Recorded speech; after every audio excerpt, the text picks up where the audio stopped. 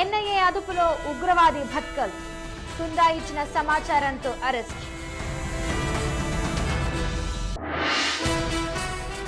సమైక్యవాదుల దిగ్బంధనంలో తిరుపతి. ఇబ్బందులు పడుతున్న శ్రీవారి భక్తులు.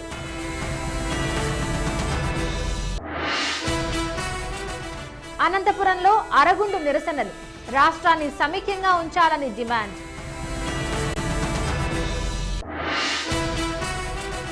ముంబైలో కృష్ణాష్టమి సందడి. ఉట్టికొట్టిన యువకులు, చిన్నారులు.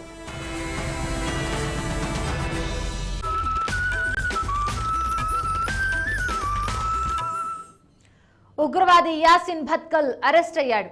జాతీయ దర్యాప్తు సంస్థ ఎన్ఐఏ నేపాల్లో యాసిన్ ను అదుపులోకి తీసుకుంది. ఇండియన్ ముజాహిదీన్ వ్యవస్థాపకుడు అయిన భట్కల్ హైదరాబాద్ లోని దిల్సుఖ్ నగర్ బాంబు పేలుళ్లకు ప్రధాన సూత్రధారని పోలీసులు నిర్ధారణకొచ్చారు. అహ్మదాబాద్, సూరత్, ఢిల్లీలో జరిగిన పేలుళ్లతో కూడా ఈ కరుడుగట్టిన ఉగ్రవాది భట్కల్ కు సంబంధం ఉన్నట్లు సమాచారం.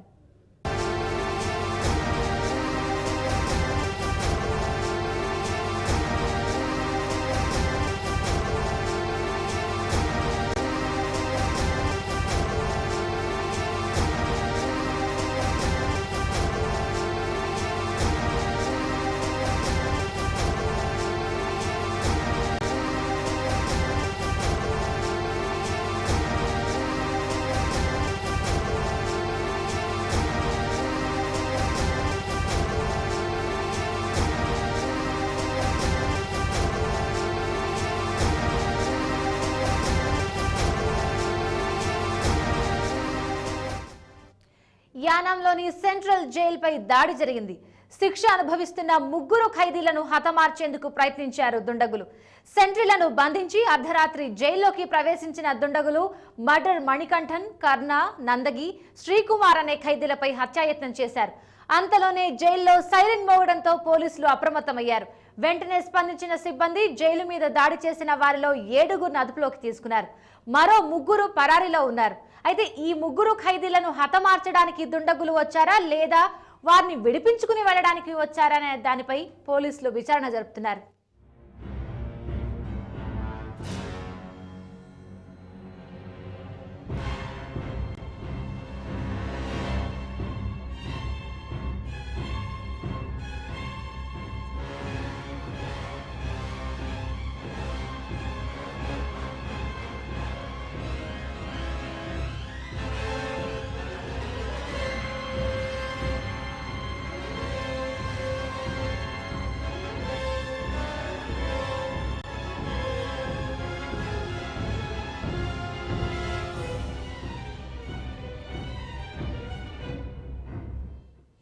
సమైక్యాంధ్రకు మద్దతుగా విజయవాడలో వినూత్న ప్రదర్శన జరిగింది. తెలుగు యువత ఆధ్వర్యంలో ప్లాట్ఫామ్ రిక్షాలతో ర్యాలీ తీశారు. బెన్ సర్కిల్ నుంచి సబ్ కలెక్టర్ కార్యాలయం వరకు ర్యాలీ కొనసాగింది. దేశ ఆర్థిక పరిస్థితి రోజు రోజుకు క్షీణించిపోతుంటే దాని గురించి ఆలోచించకుండా ప్రధాని రాష్ట్రాన్ని విభజించే పనిలో ఉన్నారని ఆరోపించారు ప్రదర్శనకారులు.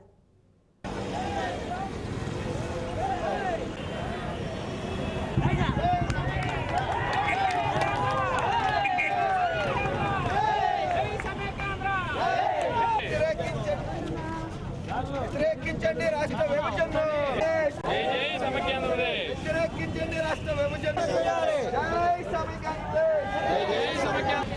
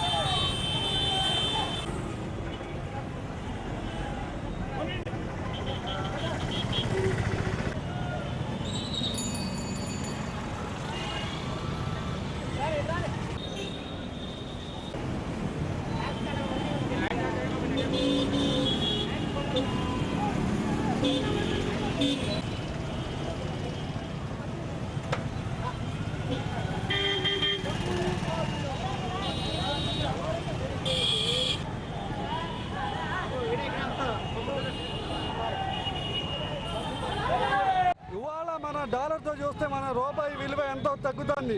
ముందు దాని మీద దృష్టి పెట్టండి, దీని మీద కాదు. రాష్ట్రాన్ని మొక్కలు చేయటం కాదు, ముందు మన దేశ అభివృద్ధి గురించి మీరు ఆలోచించండి. దాని తర్వాత మన రాష్ట్ర అభివృద్ధి గురించి మీరు ఆలోచిద్దు కానీ అని చెప్పి మరొక్కసారి వాళ్ళకి చెప్తున్నాము. ముందు మన గురించి మనం రక్షించుకోవటం కాదు, దేశాన్ని రక్షించుకుందామని మరొకసారి తెలియజేస్తాం. గుంటూరు జిల్లాలో 30వ రోజు సమైక్యాంధ్ర ఉద్యమం ఉధృతంగా కొనసాగుతోంది. తెనాలిలో రాష్ట్ర విభజన నిర్ణయానికి వ్యతిరేకంగా ఏపీఎస్ఆర్టీసీ జేఏసీ వినూత్నంగా నిరసనలు తెలిపింది. తెలంగాణ వస్తే హైదరాబాద్లో సీమాంధ్ర ప్రజలను ఎత్తిన ఎక్కి తొక్కుతారని వినూత్నంగా నిరసన తెలిపారు ఆర్టీసీ కార్మికులు. మరోవైపు వాణిజ్య పన్నుల ఉద్యోగులు రోడ్డుపై శాంతి హోమం నిర్వహించారు.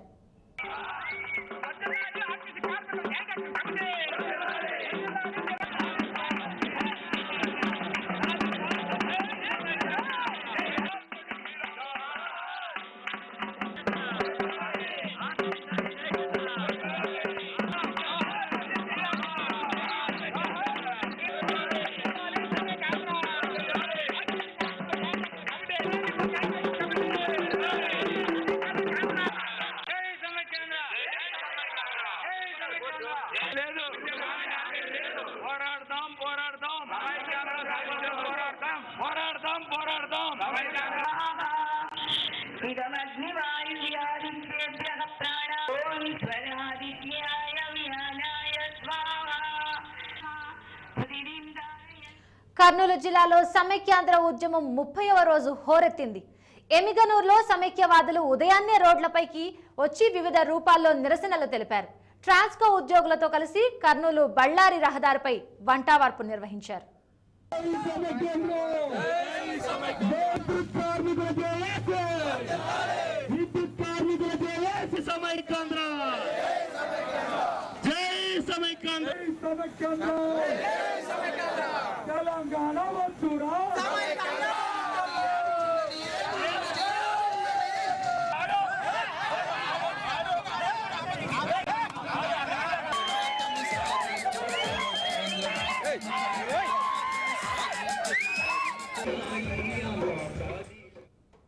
నాగార్జున సాగర్ క్వార్టర్స్ వ్యవహారంలో నీటిపారుదల శాఖ అధికారుల తీరుపై ఆగ్రహం వ్యక్తం చేసింది హైకోర్టు.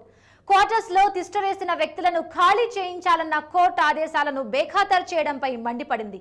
మాజీ మున్సిపల్ చైర్మన్ కు క్వార్టర్ కేటాయించడం పైన ఆగ్రహం వ్యక్తం చేసింది. నాగార్జున సాగర్ క్వార్టర్స్ వ్యవహారంలో నీటిపారుదల శాఖ అధికారుల తీరును హైకోర్టు తీవ్రంగా తప్పుపట్టింది.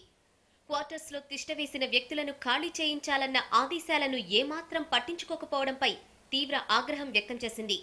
కోర్టు ఆదేశాలను బేఖాతరు చేయడంతో పాటు మాజీ మున్సిపల్ చైర్మన్ నిరంజన్ రెడ్డికి తిరిగి క్వార్టర్స్ ను కేటాయించడంపైన కోర్టు కన్నెర్రజేసింది.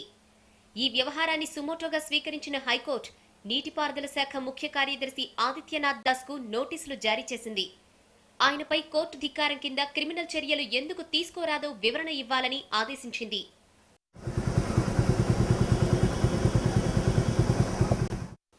నాగార్జున సాగర్ క్వార్టర్స్ లో అక్రమంగా నివసిస్తున్న వారిని ఖాళీ చేయించాలంటూ గతంలో హైకోర్టులో ప్రజా ప్రయోజన వ్యాజ్యం దాఖలైంది.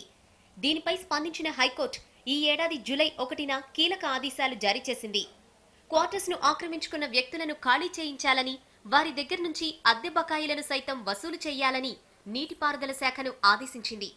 ఈ నేపథ్యంలో తన క్వార్టర్స్ ను వేరొకరికి కేటాయించకుండా హైకోర్టు నుంచి మధ్యంతర ఉత్తర్వులు తెచ్చుకున్నారు మాజీ మున్సిపల్ చైర్మన్ నిరంజన్ రెడ్డి. దాంతోపాటి తన క్వార్టర్స్ ను తిరిగి తనకే కేటాయించాలంటూ ఆయన ప్రభుత్వాన్ని ఆశ్రయించారు. పంచాయతీరాజ్ శాఖ మంత్రి జానారెడ్డి సిఫార్సు మేరకు నిరంజన్ రెడ్డికి క్వార్టర్స్ ను తిరిగి కేటాయించారు అధికారులు. ఓవైపు క్వార్టర్స్ కేటాయించి మరోవైపు క్వార్టర్స్ ను తిరిగి స్వాధీనం చేయాలని కొత్తగా నిరంజన్ రెడ్డికి నోటీసులు కూడా ఇచ్చారు. దీంతో ఆయన మళ్లీ హైకోర్టు మెట్లెక్కారు.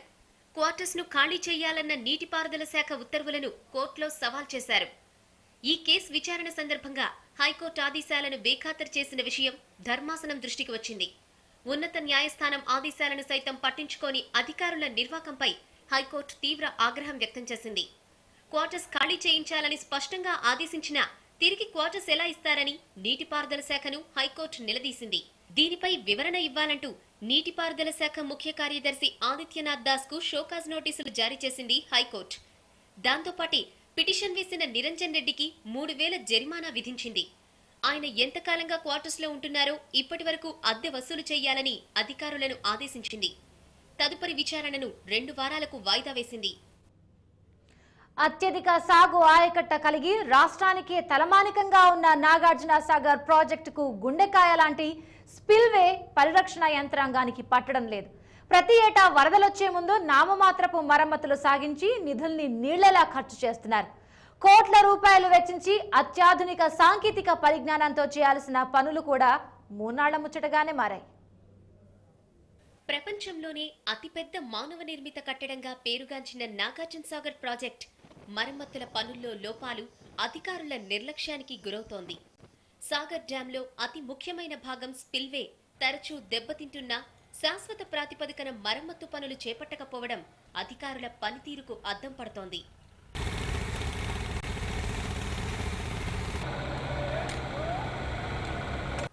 నవదేవాలయంగా ఉన్న నాగార్జున సాగర్ ప్రాజెక్టు కింద 6 జిల్లాల్లో 22 లక్షల ఎకరాలకు సాగునీరు, వేలాది గ్రామాలకు తాగునీరు అందుతోంది. 50 ఏళ్లుగా ఆయకట్టు రైతాంగం సాగర్ నీటితో సిరులు పండించుకుంటున్నారు. ఇలాంటి ప్రాజెక్టు నిర్వహణ, మరమ్మతుల విషయంలో అధికారుల నిర్లక్ష్యాన్ని రైతులు జీర్ణించుకోలేకపోతున్నారు. మనకు కొన్ని వేల మందికి బువ్వ పెట్టి పొట్ట నింపేటువంటి ఈ డ్యాముని మనం దానికి ఏమి జరగకముందే మనం దాన్ని జాగ్రత్త చూసుకున్నట్లయితే భవిష్యత్తులో ముందు రోజులలో మన ఈ మా ప్రాంతం వారికి ఏ రకమైనటువంటి కనీసం తినడానికి బువ్వ దొరుకుతుంది. మిగతా ప్రాంతాల వరకు కూడా బువ్వ దొరికేటువంటి అవకాశం ఉన్నది. ఇది చాలా సంవత్సరాలు పట్టింది. ఇప్పుడు ఈ రోజుల్లో ఒకవేళ దిగినాక మన చేయి జారిపోయి ఏదైనా జరగకూడదు జరిగినట్లయితే మనం ఆ డ్యామును కట్టుకోవడం మన వల్ల కాదు, ఈ గవర్నమెంట్ చేత కాదు. ఈ ప్రాజెక్టును కాపాడాల్సిన బాధ్యత కేంద్ర రాష్ట్ర ప్రభుత్వాల మీద చాలా ఉన్నది. రైతులం మేము కోరుకునేది ఏంటంటే, రైతుగా నేను కూడా కోరుకునేది ఏంటంటే, ఈ ప్రాజెక్టును దేవాలయంగా భావిస్తున్నాం. అది ఉంటేనే మాకు భూ ఉన్నది. కాబట్టి దాన్ని ప్రభుత్వం భద్రతా చర్యలు చేపట్టి ప్రాజెక్టును రక్షణ కల్పించి దాన్ని చాలా భద్రంగా కాపాడాల్సిందిగా కోరుకుంటున్నాం. వరద నీరు భారీగా వచ్చినప్పుడు 300 అడుగుల ఎత్తు నుంచి క్రస్ట్ గేట్లు ఎత్తినప్పుడు వరద నీరు స్పిల్వే గుండా బకెట్ పోర్షన్ మీదుగా దిగువకు వెళుతుంది. ఇలాంటి సందర్భాల్లో లక్షలాది క్యూసెక్కుల నీరు అతివేగంగా స్పిల్వే గుండా బకెట్ పోర్షన్ మీదుగా దిగువకు ప్రవహించడంతో అడుగు భాగం దెబ్బతింటుంది. ప్రాజెక్టు నిర్మాణం తర్వాత అనేక వరదలు, ప్రకృతి విపత్తులను తట్టుకున్న ఈ మహా ప్రాజెక్ట్ 1988లో భారీ వరదలు రావడంతో స్పిల్వే దారుణంగా దెబ్బతింది. ఆ తర్వాత 9 ఏళ్లు మరమ్మతులు చేయలేదు. 2007లో స్పిల్వే పాడైన ప్రాంతంలో సీపేజ్ వాటర్ లీక్ అయింది. దీనిపై టీవీ9 ప్రసారం చేసిన కథనానికి స్పందించిన ఎన్ఎస్పీ అధికారులు హడావుడిగా మరమ్మతు పనులు చేపట్టి చేతులు దులుపుకున్నారు. 2009లో వచ్చిన వరదలతో స్పిల్వే 3 నుంచి 5 మీటర్ల లోతు గుంతలు పడి లోపల రాతి కట్టడం కూడా బయటపడి ప్రమాదకరంగా మారింది. దీంతో రాఘవ కన్స్ట్రక్షన్ కంపెనీకి 48 కోట్ల రూపాయల మరమ్మతు పనులను అప్పగించారు. అయితే అధికారులు, కాంట్రాక్టర్లు కుమ్మక్కై నాసిరకపు మెటీరియల్ను వాడినట్లు ఆరోపణలు రావడంతో ప్రభుత్వం విజిలెన్స్ దర్యాప్తు చేసింది. ఇందులో నాణ్యతా లోపాలు ఉన్నాయని నిర్ధారించింది. మరోవైపు కేంద్ర జలసంఘం మాజీ కార్యదర్శి ఎంఎస్ రెడ్డి అధ్యక్షతన నిపుణుల కమిటీ స్పిల్వే మరమ్మతు పనులను శాశ్వత ప్రాతిపదికన చేయాలని సూచించింది. క్రస్ట్ గేట్ల మీదుగా బకెట్ పోర్షన్ పై వరద నీరు జాలువారుతున్నప్పుడు నెగటివ్ ప్రెషర్స్ డెవలప్ కావడం వల్లే స్పిల్వే దెబ్బతింటుందని కమిటీ అభిప్రాయపడింది. అయితే స్థానికాధికారులు మాత్రం స్పిల్వే గుంతలపై నిపుణుల కమిటీ అధ్యయనం చేస్తుందని చెబుతున్నారు. ఈ ఏరియేషన్ స్టడీస్ ఎవరైతే డిఎస్ఆర్పి చెప్పారో ఆ డిఎస్ఆర్పి ప్రకారం మేము ఏరియేషన్ స్టడీస్ చేయడానికి ఆంధ్రప్రదేశ్ ఇంజనీరింగ్ రీసెర్చ్ ల్యాబ్ వాళ్ళకు ఇవ్వడం జరిగింది. ఆ స్టడీస్ అనేవి ఇంకా కూడా కొనసాగుతున్నాయి. వాళ్ళు మోడల్ స్టడీ చేసి వాళ్ళు రిపోర్ట్ ఇచ్చినాక దాన్ని మేము డిఎస్ఆర్పి ముందర పెట్టి వాళ్ళ యొక్క సజెషన్ తీసుకొని పూర్తి స్థాయిలో మళ్ళీ ఈ క్యావిటీస్ పునరావృతం కాకుండా వాళ్ళు ఇచ్చిన సజెషన్ ప్రకారం మేము పర్మనెంట్ సొల్యూషన్ ఏర్పాట్లు కూడా చేయడం జరుగుతుందని తెలియజేయడం జరుగుతుంది. నాగార్జున సాగర్ ప్రాజెక్టు వల్లే రాష్ట్రం అన్నపూర్ణగా మారిందని, అలాంటి ప్రాజెక్టుకు మరమ్మతుల విషయంలో నిర్లక్ష్యం తగదంటున్నారు రైతులు. శాశ్వత ప్రాతిపదికన పనులు చేపట్టాలని కోరుతున్నారు.